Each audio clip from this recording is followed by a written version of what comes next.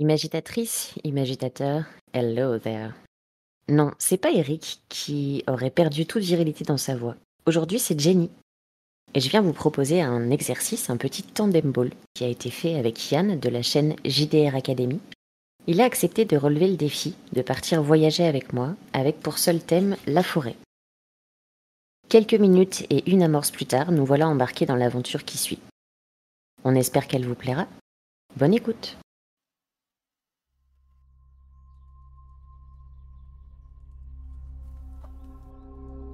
La caméra survole une forêt épaisse, verdoyante et une large rivière la traverse. Manteau lourd ricoché sur les rochers. Quelques monticules de neige sur les côtés subsistent encore. Une ombre et on devine un homme qui marche d'un pas lourd. Il relève son col, réajuste son chapeau, subit le froid et avance dans cet environnement.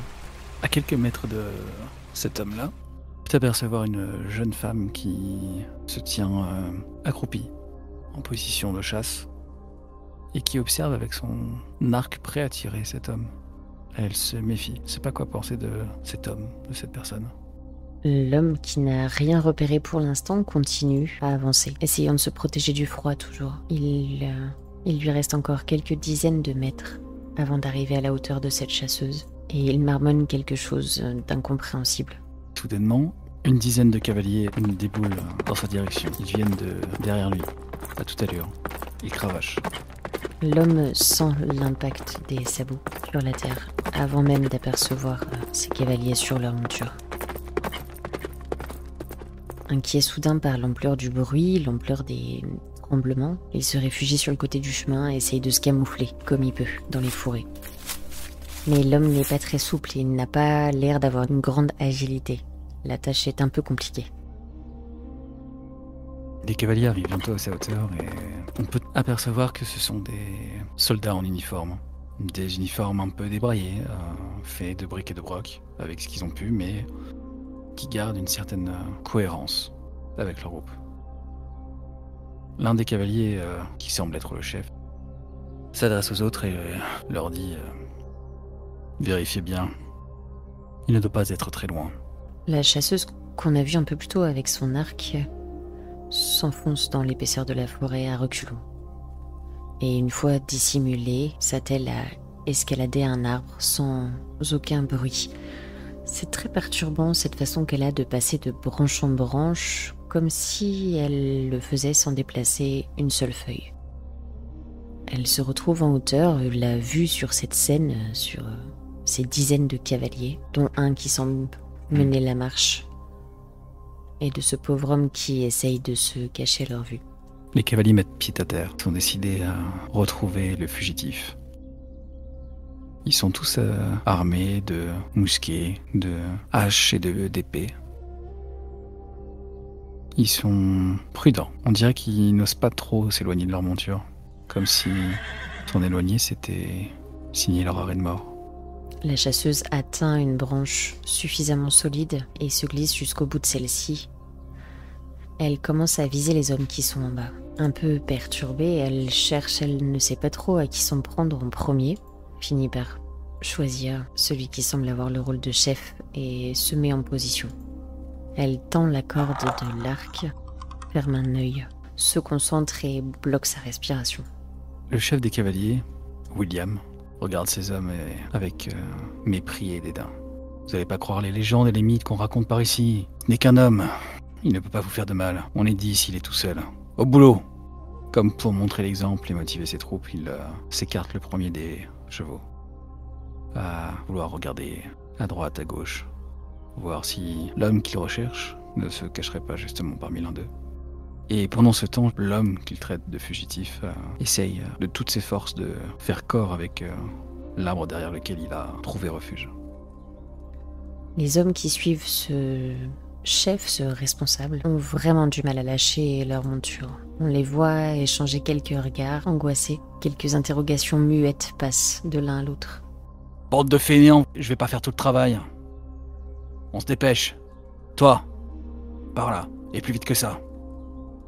L'un de ses subordonnés, visiblement terrifié par ce que pourrait faire son chef, obéit malgré lui. Il avance tremblant une hache à la main, et se dirige vers l'arbre justement derrière lequel se tient le fugitif.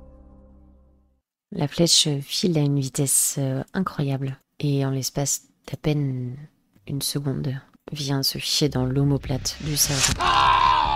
Il hurle de douleur et déjà, la chasseuse a changé d'endroit pour ne pas être repérée par la trajectoire de la flèche.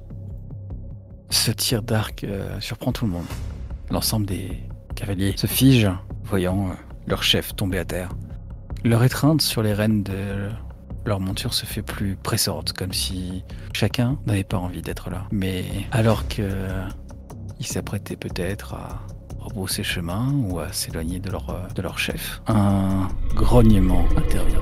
Un grognement sourd, puissant, et surgit de derrière l'arbre où se tenait avant le fugitif. Se tient maintenant un ours, plutôt imposant. On voit l'horreur se dessiner sur le visage de ces hommes. Leur chef à genoux par terre qui accuse le coup et que la douleur plaque au sol. Et ces hommes derrière, totalement tétanisés, qui observent cette masse face à eux. Voyez les gars, je vous l'avais bien dit, ils existent vraiment. On ne devrait pas rester ici. Barrons-nous. Petite clopette, vous n'allez pas le laisser tomber maintenant. Il est là, tuez-le, vous êtes 10. On voit clairement que les cavaliers ne savent pas quoi faire. Ils sont pris entre le désir profond de fuir et leur loyauté relative au sergent. Alors qu'il y en a un qui s'avance en n'étant pas certain. L'ours se dresse sur ses pattes arrière et s'apprête à sonner un coup à celui dernier. Il n'en faut pas plus pour que ces hommes déjà effrayés prennent la décision de rebrousser chemin. Et on voit cette petite dizaine d'hommes sauter sur leur monture et s'enfuir à toute vitesse de cet endroit. L'ours grogne encore une fois. Devant lui, le chef de cette troupe qui vient de déguerpir, la flèche encore plantée dans l'omoplate. Et lui-même essaye de se relever, mais la douleur est intense et son épaule a sûrement explosé sous l'impact.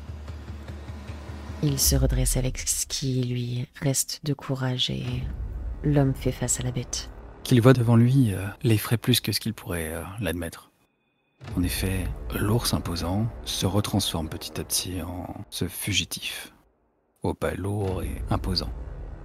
Si tu abandonnes maintenant, je te laisse la vie sauve. Il est encore temps pour toi de rebrousser chemin et d'oublier cette histoire. L'homme au sol serre les dents et semble avoir besoin de réunir ses forces pour reprendre la parole. Il respire 2 ou 3 fois avant de réussir à dire presque dans un souffle. Je n'abandonne jamais. Et dans un ultime espoir, il porte sa main à sa ceinture pour aller y chercher sa dague. Tu n'abandonnes jamais. Toi et ton espèce, c'est ce qui vous perdra. Le fugitif, d'un coup sec, tranche la gorge du sergent. Ce dernier n'a pas le temps de dire un mot. Il n'y a que les bulles d'air qui sortent de la gorge et un liquide rouge.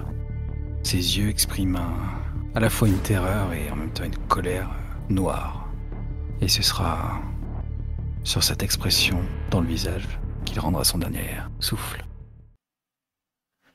Son corps tombe inerte sur le côté et exactement au même instant, la silhouette de la chasseuse apparaît. Elle s'est laissée tomber de sa branche et apparaît au sol, à peine à 2 mètres du fugitif, en faisant un bruit vraiment très léger. Un bruissement de feuilles qui aurait presque pu être couvert par celui de l'homme qui s'effondre. Elle se réceptionne sur ses 2 pieds, se relève immédiatement et pointe son arc sur le fugitif. Qui es-tu ? Qu'est-ce que tu viens faire ici ? Me demander quand est-ce que t'allais t'annoncer. Même si tu te fais pas de bruit, ton odeur te trahit. Je suis qu'un simple voyageur, je ne cherche pas d'ennui. Quel est ton nom ? Nailé. Ce nom veut dire un peu forêt. Laquelle dans laquelle tu trouves ? Celle où je suis chez moi. Oh, sans doute, je n'en doute pas. Et toi, quel est ton nom ? On m'appelle Sihira. Et t'es-tu décidé de ce que tu comptais faire, Sihira ? Pas encore, mais je me demande ce que tu es. Que je suis ? Oui. Es-tu un humain ou es-tu une bête ? Mais les humains ne sont-ils pas des bêtes ? Tu sais très bien ce que je veux dire. La nature n'a pas fait en sorte que tu puisses être les deux, normalement. Disons que je voyage entre ces deux territoires, un peu contre mon gré. Forcé de parcourir le monde des hommes et en même temps de le haïr, de révéler ma nature de bête. Je sais que ça ne t'avance pas à grand chose. Qu'est-ce que tu es venu faire ici, dans ma forêt? Allez, en toute honnêteté, je suis venu y trouver refuge, temporairement, certes. Mais disons que les affaires des hommes m'ont rattrapé. Est-ce que je dois m'attendre à ce que ta présence provoque l'arrivée d'autres étrangers qui se penseront chez eux, eux aussi? De moi non, mais de ces hommes que tu as effrayés, peut-être. Après tout, le grappille chaque jour un peu plus des terres sauvages qui vous appartiennent. Son regard change, effectivement, et c'est un problème. Elle relâche doucement la corde de son arc, retire la flèche qui était encochée, repasse son arme sur son épaule. Si tu es un fugitif comme ce que tu présentes et que tu dois te cacher, je te conseille de me suivre. C'est pas en restant à l'entrée de la forêt que tu seras couvert par quoi que ce soit. N'en demandez pas tant. Je te suis, Sierra. Et là, il réajuste son chapeau sur sa tête, remet un peu son manteau sur ses épaules, qu'il avait laissé à côté de l'arbre derrière lequel il s'était caché, récupère sa besace également, dans laquelle il transporte quelques vivres et une gourde d'eau. Montre-moi le chemin, je suis prêt à te suivre. Et on voit s'éloigner, s'enfoncer dans la forêt, ces deux silhouettes, totalement opposées l'une à l'autre. Ce pas un peu lourd à côté de ces enjambées si légères, et on les voit entrer un peu plus loin dans la forêt.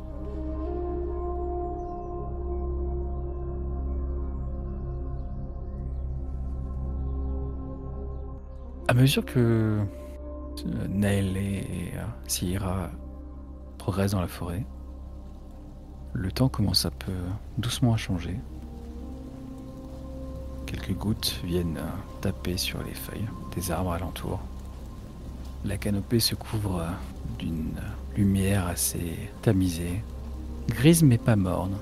Un petit peu comme si le temps semblait s'être arrêté quelque part. Trouver un repère au milieu de ces arbres resserrés, qui se ressemblent tous, devient compliqué. Pour la plupart des gens, mais pas pour Sierra. Sierra connaît la forêt comme sa poche. Elle l'arpente depuis des années. Elle guide Naylé dans cette forêt dense, sort des chemins, visiblement sans craindre de perdre son orientation. Et après plusieurs heures de marche, la forêt commence à s'éclaircir. Les arbres sont moins rapprochés, la lumière passe un petit peu plus dans ce décor. Pendant tout le trajet, Naylé s'est tue, respectant le silence qu'il y avait alentour. Plutôt étrangement d'ailleurs. Il se serait attendu à voir de la vie animale courir ici et là, mais il ne s'était pas montré. Et à plusieurs reprises, il a observé Sierra se frayer un chemin dans cette verdure forestière. Son avis pour l'instant reste mitigé. On sent qu'il y a une pointe de culpabilité, comme si il avait peur d'amener la destruction vers cette forêt et vers ce lieu que Sierra prend pour sa maison. Il espérait sincèrement que les cavaliers ne reviendraient pas de sitôt. Sierra, de son côté, avance, les yeux fixés devant elle, en jetant quelques regards sur son nouveau compagnon, peut-être un peu méfiante, peut-être pas assez sûre des intentions de cet homme. Se disant peut-être aussi plusieurs fois qu'elle n'est pas sûre d'avoir fait le bon choix, mais finalement, c'est pas l'Émen à ce qui ressemble à un village. Un village caché sous le couvert des arbres. Quelques petites cabanes, elles ne touchent pas le sol, elles sont plutôt comme si elles étaient agrippées aux arbres, à une trentaine de centimètres du sol. Naël renifle l'air, comme pour savoir, essayer d'anticiper. Il y a des villageois qui l'attendent, les armes dressées, prêts à l'accueillir. Sierra lève une main en direction de ces hommes, comme pour calmer un doute. Et sans un mot, elle avance dans ce village et te désigne une cabane vide. Tu peux installer tes affaires ici, cette maison n'est à personne. Je hausse la tête en signe de remerciement. Je vais effectivement prendre soin de faire attention avec ma carrure, qui est assez imposante, plus grande que la moyenne. Ne pas détruire l'encadrure de la porte et poser délicatement ma besace. Je profite d'être dans ces 4 murs pour m'ausculter, regarder un petit peu ma peau, réprimer une douleur. On peut apercevoir que sur le flanc, j'ai un cataplasme de posé qui a l'air d'être assez ancien. On peut imaginer que le voyage n'a pas été reposant. Je te proposerais bien une ellipse sur cette scène où on te voit vérifier l'état de ton corps dans cette maison où tu es seul et qu'on nous retrouve quelques heures plus tard, peut-être à la fin d'un repas que tout le monde aurait partagé autour d'un feu. Une fin de journée un peu douce où Sierra est mélangée au reste des villageois. Dans cette communauté où les gens ne sont pas très bavards et il faut reconnaître qu'ils écoutent beaucoup les bruits de la forêt, ils ne parlent pas. Toi, tu essuies des œillades depuis ton arrivée. Les gens te regardent un peu par en dessous sans vouloir être mal poli, mais tu attises la curiosité. Mais tu remarques que, en tout cas, de ce que tu as vu, personne n'a osé poser la question à Sierra. Et c'est quelque chose que je respecte. Quand justement tout le monde a partagé ce repas en quasi silence cérémonieux, partager ce repas en silence tous ensemble comme une espèce de communion pour renforcer le lien ou en tout cas le garder vivant entre chaque membre du village.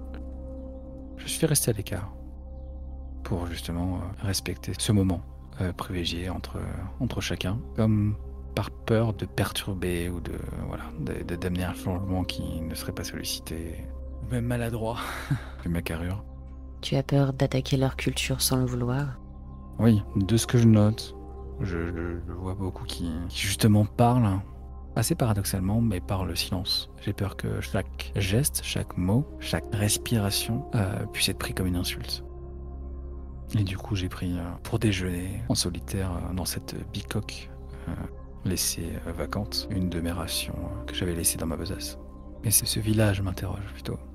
J'en avais jamais entendu parler avant et ça m'intrigue. J'ai fait pas mal de voyages qui m'ont pris souvent très longtemps, peut-être plus longtemps qu'une personne pourrait imaginer.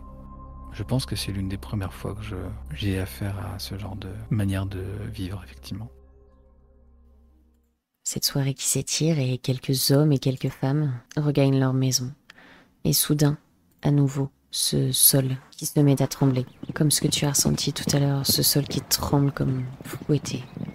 Cette fois, non pas des dizaines, mais certainement des centaines de sabots. La forêt entière est secouée par ces bruits, par ces tremblements.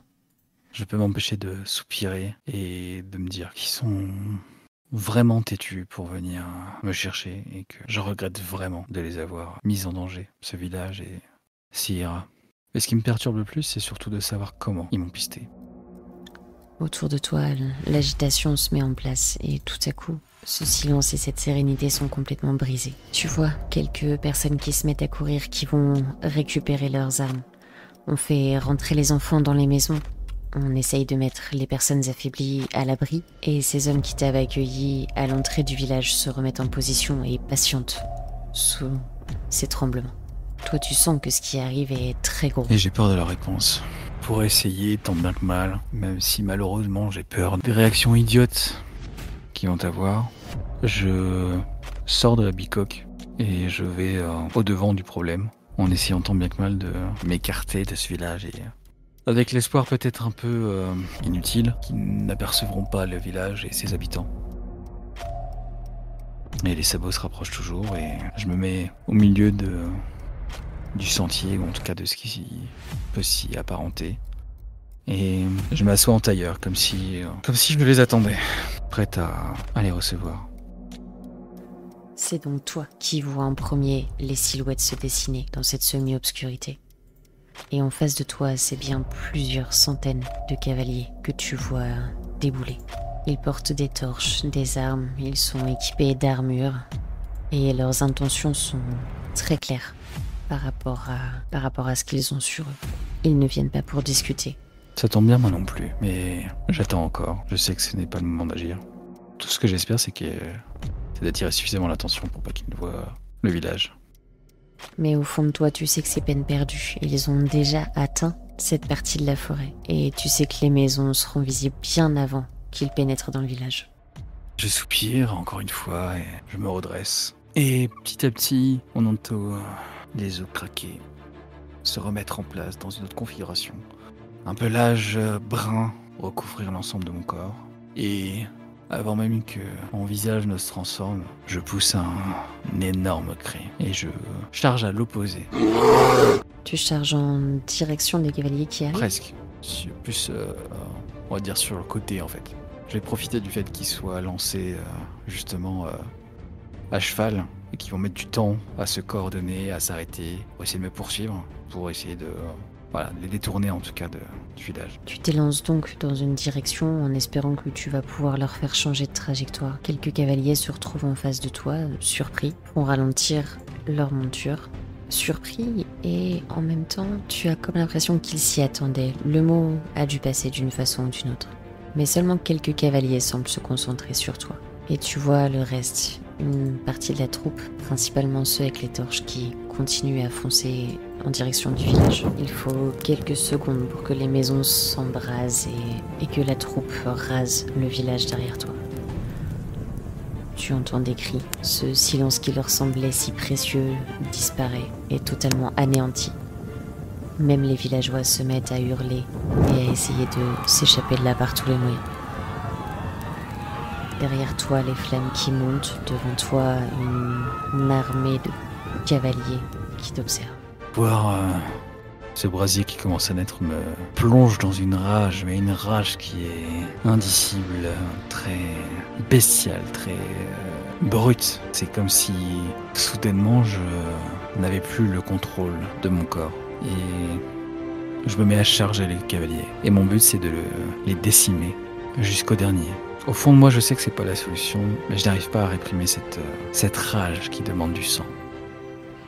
C'est le moment du premier jet. On va y aller. Effectivement. Avec le combat, j'imagine que tu es effectivement extraordinaire, correspond à la force d'un gorille. Extraordinaire. Tu pourrais partir sur un incroyable en force. Donc tu partirais sur un jet de base à 70% et le fait que tu sois enragé te rajouterait un plus 10. Donc pour moi, tu peux lancer à 80. Des dizaines, j'ai fait 0. Et le dé des unités, j'ai fait 2. Oh, la vache. Eh ben écoute, fais-toi plaisir. Très bien.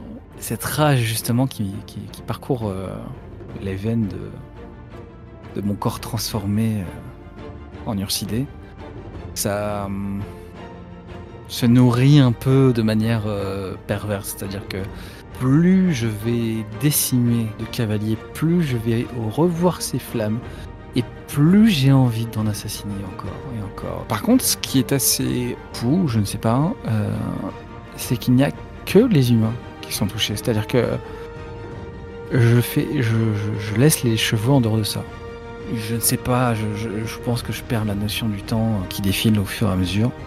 Et quand je commence à peut-être reprendre plus pied, plus conscience et le contrôle de mon corps, je regarde autour de moi avec cette multitude de corps déchiquetés, griffés, en tout cas qui ont subi cette rage de plein fouet. Je m'écrie vous n'êtes pas les bienvenus ici. Faites demi-tour et ne revenez jamais. Vous avez courroucé l'esprit de la forêt. Ce que vous venez de faire aujourd'hui est inexcusable.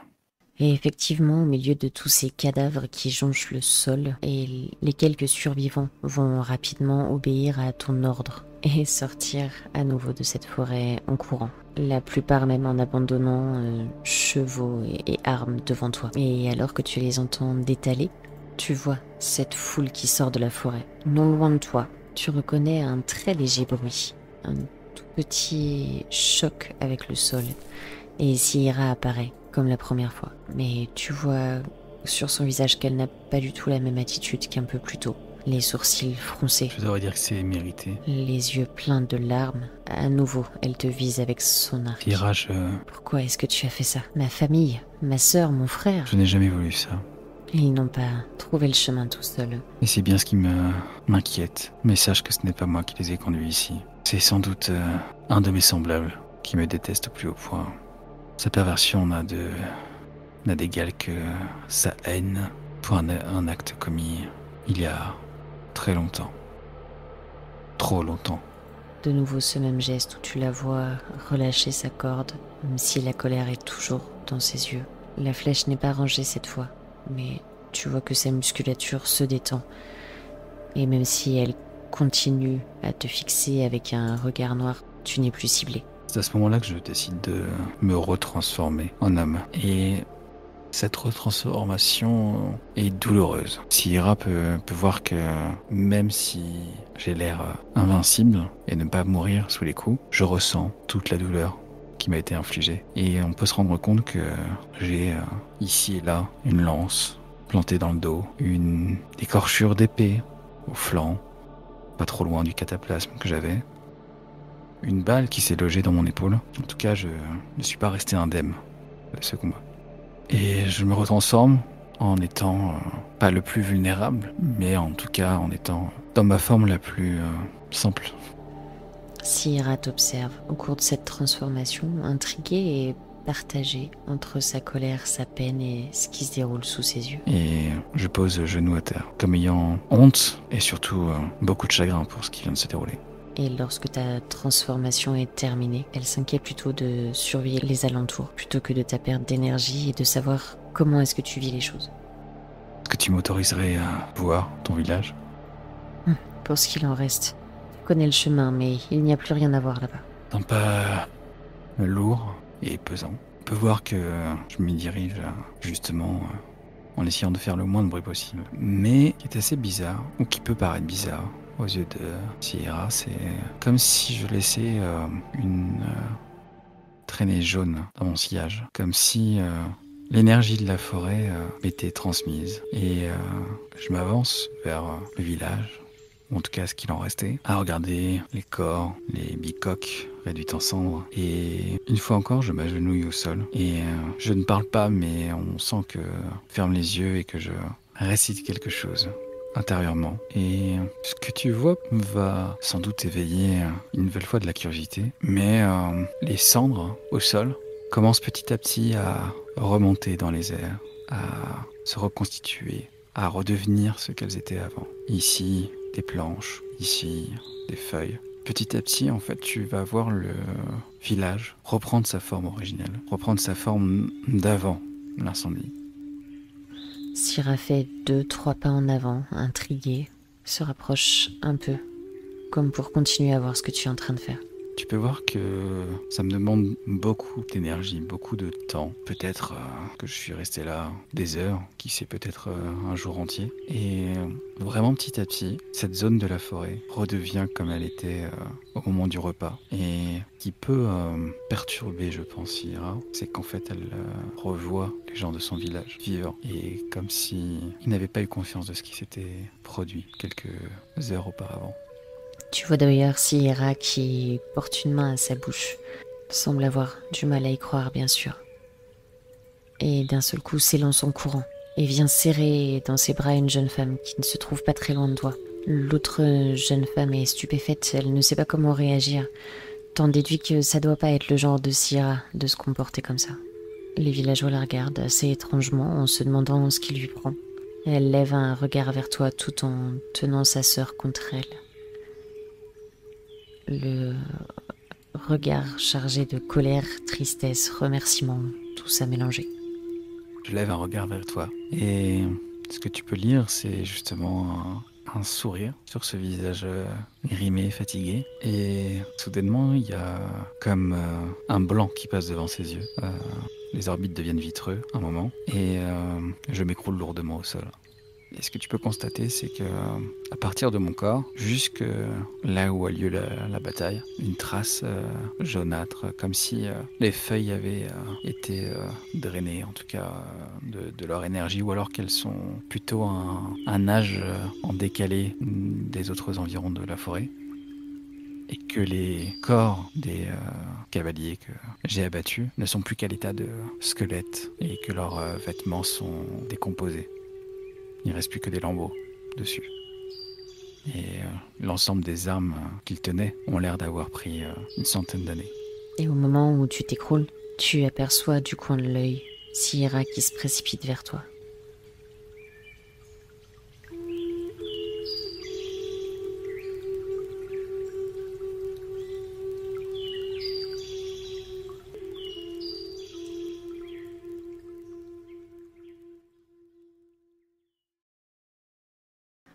On te retrouve dans la maisonnette où Sierra t'avait installé quelques heures plus tôt. Tu es allongé sur une couchette de fortune, pas très confortable. Autour de toi, toujours un peu d'agitation. Tu entends des gens qui murmurent entre eux. Tu sens qu'on t'applique des pommades, des onguents, des substances froides et gélatineuses à plusieurs endroits du corps. Tu vois Sierra adossée contre le montant de la porte qui observe la scène. Ce réveil, du coup, se fait très douloureux, en dehors du confort qui, somme toute, est le dernier de mes soucis.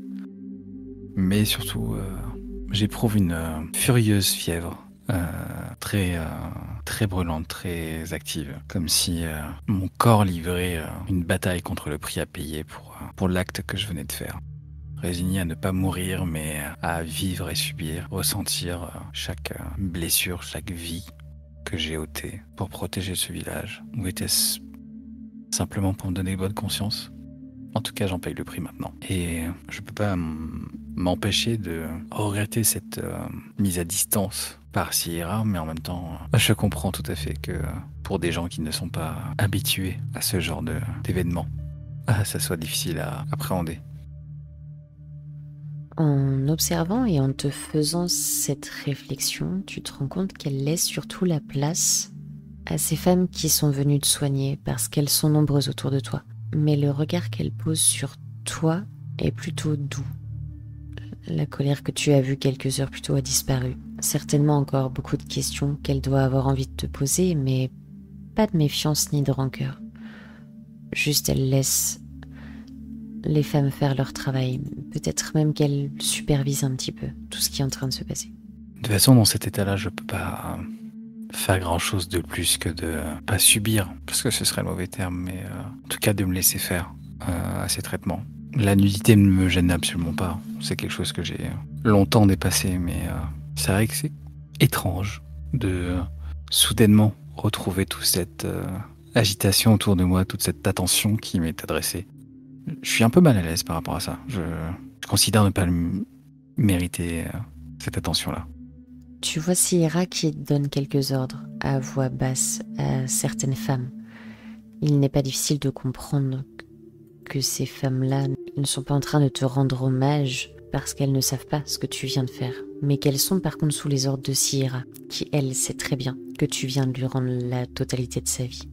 Ces femmes continuent de se passer des pots, des bols qui contiennent plusieurs substances aux odeurs assez étrangères et agressives, assez dérangeantes. Je secoue ma tête, dérangé à contre-cœur de toutes ces mixtures et ces odeurs qui sont complètement invasives, quelque part. Et ça me surprend en fait de pas connaître ce qu'elles utilisent. J'arrive pas à me représenter les ingrédients qu'elles utilisent pour soigner mes blessures, j'imagine. J'essaye de lever le bras, même si j'ai du mal à le lever, justement. D'ailleurs, on remarquera que, étrangement, ma carrure a quelque peu maigri, comme si j'avais plus de force. J'essaie de faire un signe en direction de Sierra.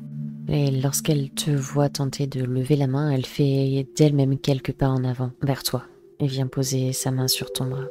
Il faut que tu les laisses faire et que tu te reposes. N'essaye pas de lutter contre la fatigue. Ce que j'ai fait il y a longtemps, je l'ai refait aujourd'hui pour toi et pour ces innocents qui n'avaient rien demandé. Je voulais te dire pourquoi j'avais été recherché par cet autre semblable qui ne supporte pas que l'on essaie de sauver le bon en ce monde. Elle lève une main pour t'arrêter. Elle regarde autour de la table, elle voit un peu ce qui est en train de se faire. J'estime que le travail est fait et je dis à haute voix sortez maintenant. Toi, tu vois que ces femmes posent tout ce qu'elles ont dans les mains à l'instant même où cette phrase est prononcée et que chacune s'en va d'un pas pressé, quitte la maison. Je tire un tabouret vers moi et je m'assois à côté de toi. Je t'écoute. Disons qu'il y a une éternité de cela, je me suis opposé à mes semblables. Et quant à leur décision de raser toute vie intelligente, du moins, ou qu'ils ont considérée comme intelligente, de ce monde, et depuis, je suis recherché par quelques-uns de mes semblables par rapport à cet affront qu'il considère comme contre nature. Ce que tu as montré aujourd'hui est tout aussi surprenant qu'effrayant. Oui, l'ignorance et l'incompréhension peuvent faire surgir très souvent ce qu'il y a de plus mauvais en nous. Mais pardonne-moi ma curiosité, mais ton peuple et toi, êtes-vous les seuls à avoir ces très bonnes capacités pour se fondre dans la nature? Je n'ai en tout cas jamais rencontré d'autres tribus que la mienne. Appelle-nous tribu, peuple, village, peu importe. Il n'existe pas de nom pour définir ce que nous sommes. Nous ne portons aucun nom et nous ne sommes pas référencés, que ce soit dans leurs livres ou dans leurs registres. Tu sais, parmi les miens, j'ai peut-être été le seul exemple public. Je n'étais pas le seul à penser que ce qui existe dans ce monde n'est pas foncièrement mauvais et mérite d'être sauvegardé. Cela explique d'autant plus la haine qu'ils peuvent nourrir envers toi. Est-ce que, à tout hasard, toi, Sierra et peuple avez une divinité que vous vénérez ou à laquelle vous rendez hommage? Elle tend une main vers une sorte de petite ouverture qui donne sur l'extérieur de la cabane. Nous vénérons tout ce qu'il y a autour de nous, sans jamais nommer quoi que ce soit. De la plus petite fourmi au plus grand des arbres qui peuplent cette forêt. D'où viennent vos noms dans ce cas-là, si vous ne nommez pas les choses? Nous ne nommons pas les divinités. Mais par souci d'organisation, nous sommes obligés de nous attribuer des noms à la naissance. Mais nos divinités sont ce qu'elles sont dans le langage commun. Je comprends. Rien de plus. Et avant moi, il n'y a pas eu d'étrangers qui sont venus sur vos terres? Non, jamais. Mais je t'ai vu à l'entrée de cette forêt. Je me suis dit que je ne pouvais pas ignorer ce que je voyais. Qu'est-ce que tu as vu? Je t'ai vu te transformer, être quelque chose qui pourrait être assimilé à une divinité pour nous. Et je me devais de t'aider. Je comprends. En tout cas, ne fais jamais l'erreur de m'apparenter à l'une de vos divinités. Je ne suis rien de cela. Je ne veux pas que l'on me nomme par mon vrai prénom. Ce serait ramener trop de choses à la surface. Et s'il l'entendait, cette fois, je ne pourrais pas ramener une nouvelle fois ton village. Les choses seraient différentes. Oh, ici tu es Nailé ou celui que tu décides d'être. Personne ne posera de questions sur ça. Nous ne sommes pas de grands bavards. Ça me convient tout autant si ce que tu entends est de me proposer de rester quelque temps. Tout au moins. Je ne créerai pas d'ennui. Je vous aiderai du mieux que je peux.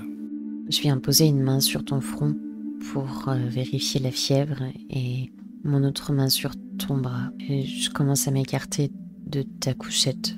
Au moment où tu poses tes mains sur mon front et mon bras, je sens comme une sorte de courant qui me parcourt.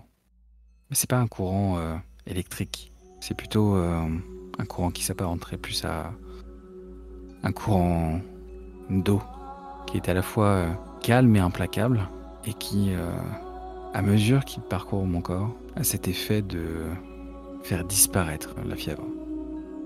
Je sens que chaque muscle se réveille, reprend vie un petit peu. Je sens que la fièvre me quitte et juste au moment où tu t'apprêtes à retourner vers la porte, je tends mon propre bras et je dépasse cette fatigue musculaire que j'éprouve pour t'arrêter dans ton mouvement. Je me retourne vers toi. Tu as besoin de quelque chose ? Je suis assez troublé et je te dis, je connaissais quelqu'un comme toi il y a de cela très longtemps. C'était un peu comme ma sœur, je devais décrire ça. Mon regard change, je t'observe quelques secondes. Chose que tu as encore rarement vue sur le visage de Sierra, un sourire se dessine.